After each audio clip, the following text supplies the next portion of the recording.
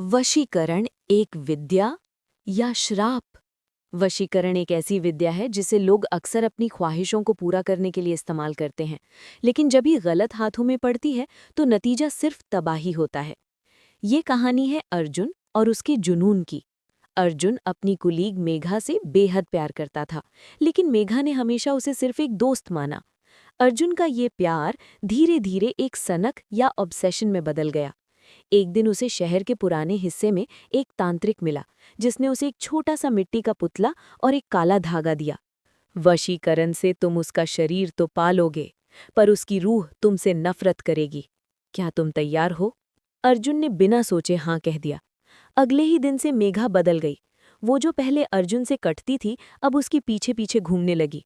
उसकी आंखें थकी हुई और लाइफलेस लगती थी, जैसे वो किसी गहरी नींद में हो। अर्जुन खुश था, पर यह खुशी ज्यादा देर नहीं टिकी। मेघा ने खाना पीना छोड़ दिया। वो घंटों आईने के सामने बैठकर अपने आप से बातें करती। जब अर्जुन उसके पास जाता तो वो अचानक अजीब आवाज में हंसती और कहती, तुमने मुझे बुलाया है अर्जुन, अब मैं कभी नहीं जाऊंगी। एक रात अर्जुन की नींद खुली तो उसने देखा कि मेघा उसके बिस्तर के कोने में बैठी उसे घूर रही थी। उसके चेहरे की चमक खत्म हो चुकी थी और उसकी चमड़ी पीली पड़ गई थी। अर्जुन ने घबराकर पूछा, मेघा, तुम ठीक तो हो? मेघा ने गर्दन को 180 डिग्री मोड़ दिया। एक ऐसी हड्डी टूटने की आवाज आई जिसने अर्जुन की रूह कांप दी। वो मेघा नहीं थी। वशीकरण ने मेघा की चेतना को हटाकर किसी पुरानी भूखी रूह के लिए रास्ता खोल दिया था। अर्जुन डर के मारे तांत्रिक के पास भागा, पर वहां सिर्फ एक पुराना खंडर था। जब वो वापस घर आया तो दरवाजा अंदर से बंद था। खिड़की से उसने देखा कि वो मेघा वही मिट्टी का पुतला खा रही थी जो तांत्रिक ने अर्जुन को दिया था।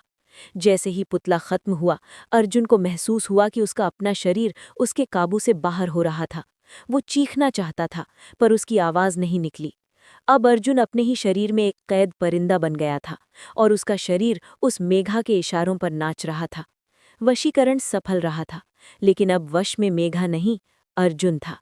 अर्जुन की जिंदगी अब उसकी अपनी नहीं रही थी। वो अपने ही शरीर के अंदर एक खामोश दर्शक बन गया था।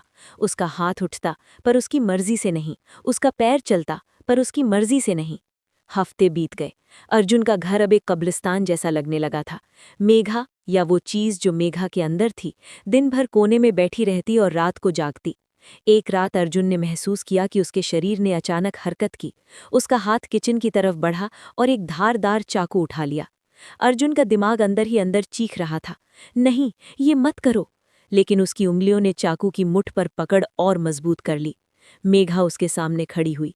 उसने धीरे से अर्जुन का चेहरा छुआ। उसके हाथ बर्फ से ज्यादा ठंडे थे। उसने अर्जुन के कान में फुसफुसाया, वशीकरण का नियम है अर्जुन, जब एक रूह दूसरे को बांधती है तो उन्हें हमेशा के लिए एक होना पड़ता है। अब हम अलग नहीं हो सकते। अचानक दरवाजे पर दस्तक हुई। वही पुराना तांत्रिक बाहर खड़ा था, पर उसके चेहरे पर कोई डर नहीं था, बल्कि एक बुरा सुकून था। तुमने सोचा था कि वशीकरण मुफ्त में होता है? तांत्रिक अंदर आते ही बोला, मैंने तुम्हें मिट्टी का पुतला दिया था, लेकिन उसमें मिट्टी नहीं, मेरी पुरानी बलियों की राख थी। मेघा तो सिर्फ एक जरिया थी, मुझे तो तुम्हारा शरीर चाहिए था। अर्जुन को समझ आया कि वो दोहरा शिकार हुआ था। मेघा को वश में करने के चक्कर में उसने खुद को तांत्रिक के हवाले कर दिया था। तांत्रिक ने जमीन पर खून से एक चक्र बनाया और अर्जुन को उसके बीच में खड़ा कर दिया। मेघा वहां एक निर्दोष पुतली की तरह खड़ी रही।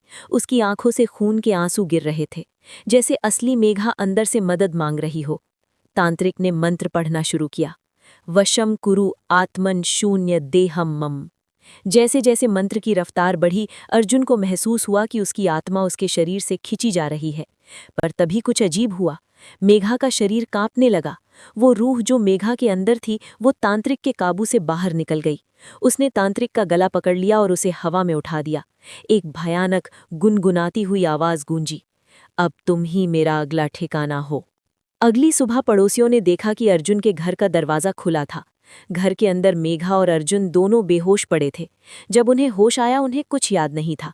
लोग कहने लगे कि शायद कोई हादसा हुआ होगा। लेकिन जब अर्जुन ने आईने में देखा तो उसे अपनी आंखों की पुतलियों के बीच में एक छोटा सा काला धागा नजर आया। वही धागा जो तांत्रिक ने उसे दिया था। और जब वो मुस्कुराया तो आईने में उसकी मुस्कुराहट उसकी अपनी नहीं थी।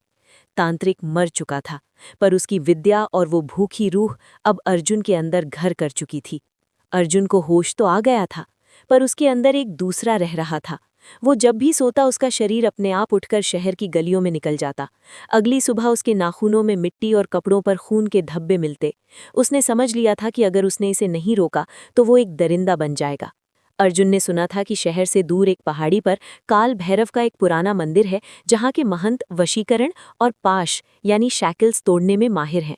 अर्जुन वहां पहुंचा, पर मंदिर की दहलीज पर पैर रखते ही उसके शरीर ने विद्रोह कर दिया। उसके अंदर की रूह चीखने लगी, वापस चलो, ये जगह हमारे लिए नहीं है। अर्जुन ने अपने ही हाथ को दांतों से काट लिया ताकि दर्द से उसे थोड़ा होश रहे। वो घिसते हुए महंत के पास पहुंचा। महंत ने अर्जुन की आंखों में देखा और समझ गए। तुमने सृष्टि के नियम तोड़े हैं अर्जुन। जो बंधन तुमने खुद बांधे हैं, उन्हें तोड़ने के लिए तुम्हें अपने सबसे बड़े डर का सामना करना होगा। महंत ने अर्जुन को एक बंद कमरे में कैद कर दिया, जहां सिर्फ एक दिया जल रहा था। उन्होंने कहा, अगली 3 रातें ये रूह तुम्हारे दिमाग को जहन्नम दिखाएगी। अगर तुमने दिया बुझने दिया तो तुम हमेशा के लिए खो जाओगे। पहली रात अर्जुन को मेघा दिखाई दी। वो रो रही थी, तड़प रही थी। उसने कहा, अर्जुन मुझे बचाओ, मुझे दर्द हो रहा है। अर्जुन का दिल पिघलने लगा। वो उसे गले लगाने के लिए बढ़ा, पर तभी उसे महंत की बात याद आई। ये सिर्फ एक माया थी। उसने आंखें बंद कर ली और मंत्र जपने लगा। दूसरी रात वो मरा हुआ तांत्रिक वापस आया। उसने अर्जुन के शरीर को अंदर से खरोचना शुरू कर दिया। अर्जुन को ऐसा लगा जैसे उसकी हड्डियां पिघल रही हैं, पर अर्जुन ने हिम्मत नहीं हारी। उसने अपने दर्द को ही अपनी शक्ति बना लिया। खुद से जंग। तीसरी रात सबसे भयानक थी। रूह ने अर्जुन को दिखाया कि कैसे उसने मेघा की जिंदगी बर्बाद की। अर्जुन को गहरी ग्लानि महसूस हुई। उसने महसूस किया कि वशीकरण का असली तोड़ प्यार नहीं बल्कि त्याग है। उसने चिल्लाकर कहा, मैं मेघा पर अपना हर हक छोड़ता हूँ। मैं अपने हर गुनाह की सज़ा कबूल करता हूँ। मुझे मुक्ति नहीं, मेघा की सलामती चाहिए। जैसे ही उसने अपना ऑब्सेशन छोड़ा, उसके अंदर से एक काली परछाई निकलकर धुएं में बदल गई। दिया अचानक तेज रोशनी के साथ जला और पूरे कमरे को भर दिया। अर्जुन जब कमरे से बाहर आया तो वो बेहद कमज़ोर था, पर उसकी आंखें साफ थीं। उसने शहर वापस जाकर मेघा से माफ़ी नहीं मांगी, क्योंकि वो जानता था कि उसका सामने आना ही मेघा के लिए दुख होगा। उसने हमेशा के लिए वो शहर छोड़ दिया और दूर एक आश्रम में रहने लगा, जहाँ वो लोगों को ऐसे गलत रास्तों पर जाने से रोकता है।